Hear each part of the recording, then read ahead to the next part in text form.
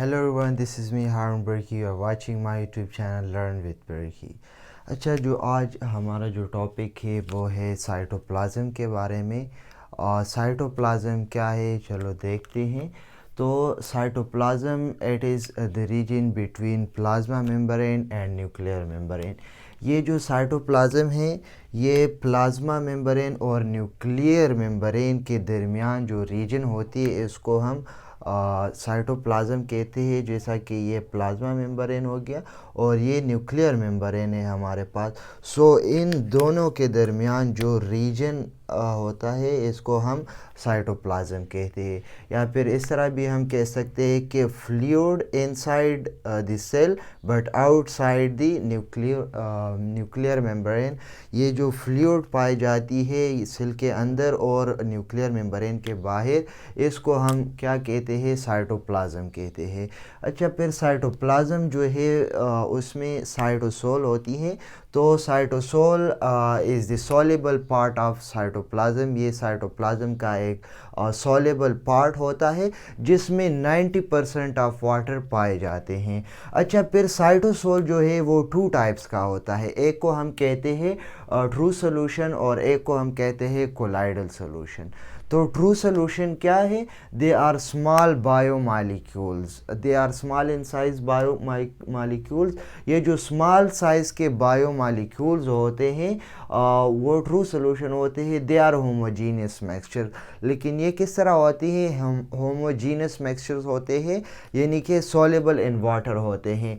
Like हमारे पास salt है, sugar है, न्यूक्लियोटाइड्स है, अमाइनो एसिड्स है। ये सारे हमारे पास ट्रू सोल्यूशंस हैं जो इजीली सॉल्युबल इन वाटर होते हैं। अच्छा, फिर है कोलाइडल सोल्यूशन।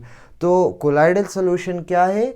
ये इसके अल्टरनेट है। They are large size biomolecules. ये हमारे पास लार्ज साइज के बायोमॉलिक्यूल्स होते हैं, लेकिन जिस तरह वो होमोजीनियस इन मिक्सचर्स थे ये हेटेरोजीनियस इन मिक्सचर होंगे, यानी इनसॉल्युबल इन वाटर होंगे।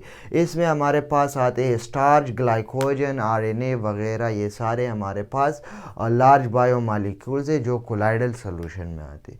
अच्छा, इस कोलाइडल सोल्यूशन में हमारे पास टू टाइप्स होते हैं, जैसे सोल और जेल हम कहते हैं। सोल जो है ये non viscous part of cytosol होता है, या फिर जिसको हम रनी सोल्यूशन कहते हैं। और जो जेल होते हैं ये विस्कस पार्ट होती हैं, ये जेली लाइक होती है, इसमें विस्कोसिटी पाई जाती है। और ये जो जेल होती हैं ये इस सेल की along the along the cell membrane होती है, यानी इसके साइड पर मौजूद होती हैं। और ये जो सोल होती है, जो रनी सोल्यूशन होती है, जो नॉन विस्कस पार्ट होती हैं, ये इसके मिड में प्रेजेंट होते हैं इस साइटोप्लाज्म के। और इसमें जो साइटोप्लाज्म है इसमें insoluble waste and storage products होते हैं, यानी cytoplasm provide site for various substances and waste product.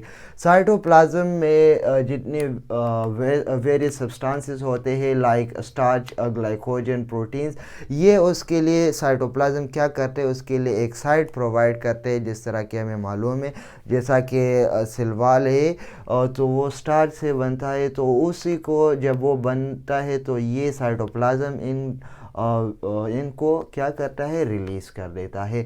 और जो साइटोप्लाज्म है उसमें मुख्तलिफ़ किस्म के ऑर्गेनेल्स पाई जाती है। यही इन्हीं साइटोप्लाज्म में सारे ऑर्गेनेल्स मौजूद होते हैं। जिस तरह के हमारे पास राइबोसोम है, गल्जी बड़ी है, और लाइसोसोम है, माइटोकॉन्ड्रिया वगैरह, ये सारे हैं। और ये जो स्ट्रक्चर आपको नज़र दिखाई दे रहा है, जो इसके साथ मैंने आपको समझा भी दिया कि ये जो एक सेल है और इसकी जो न्यूक्लियर मेम्ब्रेन होती है और प्लाज्मा मेम्ब्रेन होती है, इनके दरमियान जो रीजन होता है इसको हम साइटोप्लाज्म कहते हैं। अच्छा, इसकी फंक्शंस कौन से हैं? साइटोप्लाज्म की फंक्शंस क्या है? So it is store house of various substances like amino acid, nucleotides etcetera. ये जो है मुख्तलिफ सब्सटेंसेस की के लिए एक स्टोर हाउस होते हैं, जिस तरह के एग्जांपल्स में लिखे गए हैं, अमाइनो एसिड, न्यूक्लियोटाइड्स वगैरह। और ये जो है साइट प्रोवाइड करता है मेटाबॉलिक प्रोसेस के लिए, यानी जितने भी मेटाबॉलिक प्रोसेस चीज़ें जिस तरह के ग्लाइकोलाइसिस हो गया, Krebs cycle, electron transport chain वगैरह, इन सारों के लिए साइट कौन प्रोवाइड करता है, वो साइटोप्लाज्म है। इसी में ये जो सारी मेटाबॉलिक एक्टिविटीज़ है ये इसमें होते हैं।